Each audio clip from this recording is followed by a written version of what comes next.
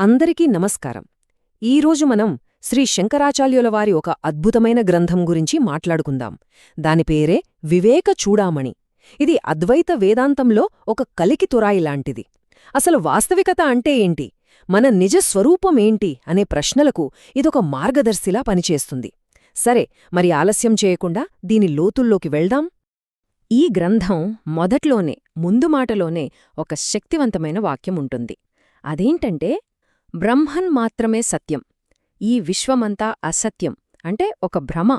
ఇక జీవాత్మ అనేది ఆ విశ్వాత్మ కంటే వేరైనది కాదు.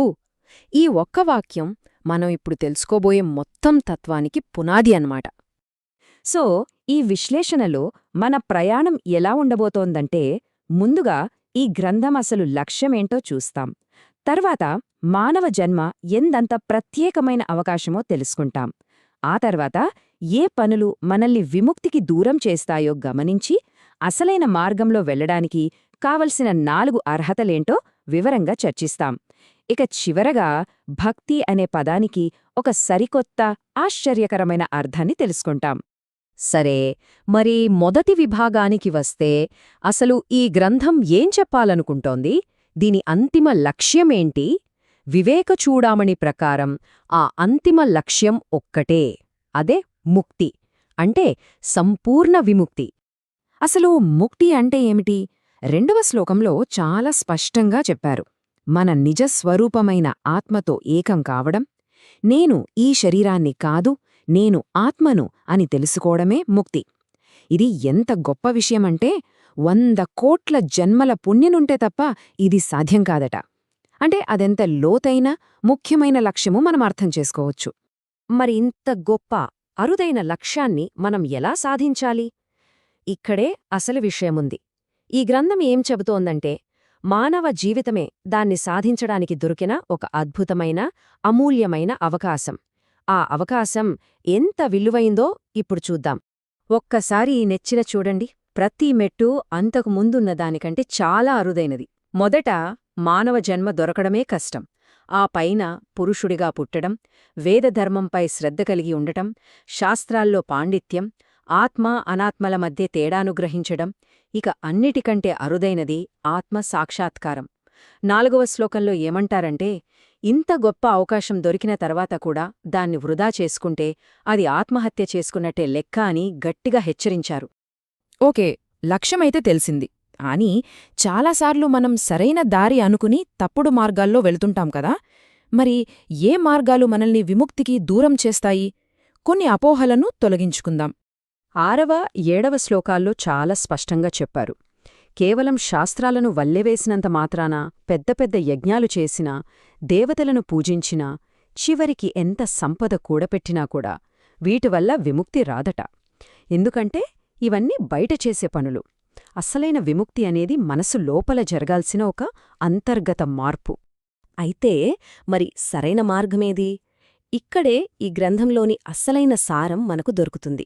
విముక్తిని నిజంగా కోరుకునే సాధకుడికి ఎలాంటి అర్హతలుండాలి? ఈ దారిలో విజయం సాధించాలంటే జ్ఞానులు చెప్పినవి మొత్తం 4 ముఖ్యమైన సాధనలు. వీటినే సాధన చతుష్టయం అంటారు. ఈ ప్రయాణంలో ముందుకెళ్లాలంటే ఇవి తప్పనిసరి. మొదటిది, అన్నింటికన్నా ముఖ్యమైనది వివేకం. అంటే ఏంటి? సింపుల్గా చెప్పాలంటే, ఏది నిజం, ఏది భ్రమ అని తెలుసుకోగలిగే శక్తి. బ్రహ్మన్ అనేదే శాశ్వతమైన సత్యం.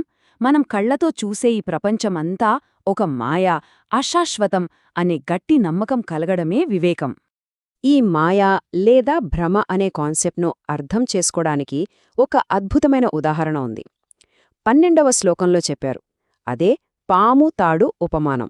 చీకట్లో ఒక తాడును చూసి మనం పాము అనుకొని ఎలా అయితే భయపడతామో అలా. చూడండి, ఆ భ్రమ ఎంత శక్తివంతమైనదో. నిజానికి అక్కడ పాము లేదు, కాని మన మనసులో పుట్టిన ఆ భ్రమ వల్లే భయం, బాధ, దుఃఖం కలుగుతాయి. ఈ శ్లోకంలో అదే చెబుతున్నారు. సో, ఇక్కడ పాయింట్ ఏంటంటే, కాస్త ధైర్యం చేసి విచారణ చేస్తే అది పాము కాదని, కేవలం తాడని తెలుస్తుంది కదా. ఠీక్ అలాగే వివేకంతో చూస్తే ఈ ప్రపంచం అనే భ్రమ వెనుక బ్రహ్మన్ అనే సత్యం కనిపిస్తుంది. ఇక్కడ పాము అంటే ఈ అసత్యమైన విశ్వం, తాడు అంటే సత్యమైన బ్రహ్మన్. వివేకంతో ప్రపంచం అశాశ్వతమని తెలిసాక సహజంగానే మనకు రెండో అర్హత వస్తుంది.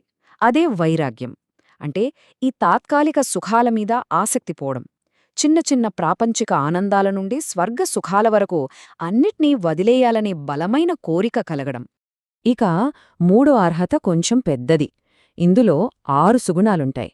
అవి శమం అంటే మనసుని ప్రశాంతంగా ఉంచడం, దమం అంటే ఇంద్రియాలను అదుపులో పెట్టడం, ఉపరతి, తితిక్ష, శ్రద్ధ మరియు సమాధానం.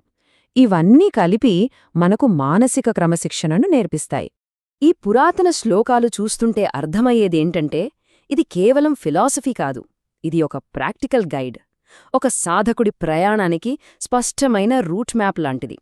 సిద్ధాంతాన్ని, ఆచరణను ఇది కలిపి చూపిస్తోంది. ఇక 4వది ఫైనల్ క్వాలిఫికేషన్, ముముక్షుత్వం. ఇది చాలా శక్తివంతమైనది. అంటే విముక్తి కోసం తీవ్రంగా తపించిపోవడం.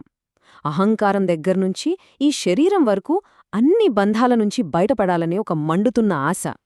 30వ శ్లోకంలో చెప్పినట్టు ఈ కోరిక లేకపోతే మిగతా 3 అర్హతలున్నా వృధానే, ఎడారిలో నీళ్లు వెతికినట్టే ఉంటుంది. సరే, ఇప్పుడు చివరి విభాగానికి వచ్చేశాం. ఇక్కడ మనం అందరికీ తెలిసిన ఒక పదాన్ని, భక్తిని, ఒక సరికొత్త కోణంలో చూడబోతున్నాం. ఇది విన్నప్పుడు కొంచెం ఆశ్చర్యంగా అనిపించొచ్చు. సాధారణంగా భక్తి అంటే దేవుణ్ణి పూజించడం, ప్రార్థించడం అనుకుంటాం కదా. కాని వివేకచూడామణి ఏం చెబుతోందో చూడండి. 31వ శ్లోకం ప్రకారం భక్తి అంటే తన నిజస్వరూపాన్ని వెతకడం. అంటే మనల్ని మనం తెలుసుకోవడానికి చేసే తీవ్రమైన అన్వేషణే అసలైన భక్తి. ఇది చాలా లోతైన, ముఖ్యమైన విషయం. మొత్తంమీద విముక్తి అంటే ఏదో కొత్తగా సంపాదించడం కాదు, ఇప్పటికీ ఉన్న నిజాన్ని చూడటమే. అయితే మరి ఈ క్షణంలో మనం దేన్ని చూడ్డానికి ఎంచుకుంటున్నాం? ఈ ప్రశ్నతోనే ఈ విశ్లేషణను ముగిద్దాం. దీని గురించి ఆలోచించండి.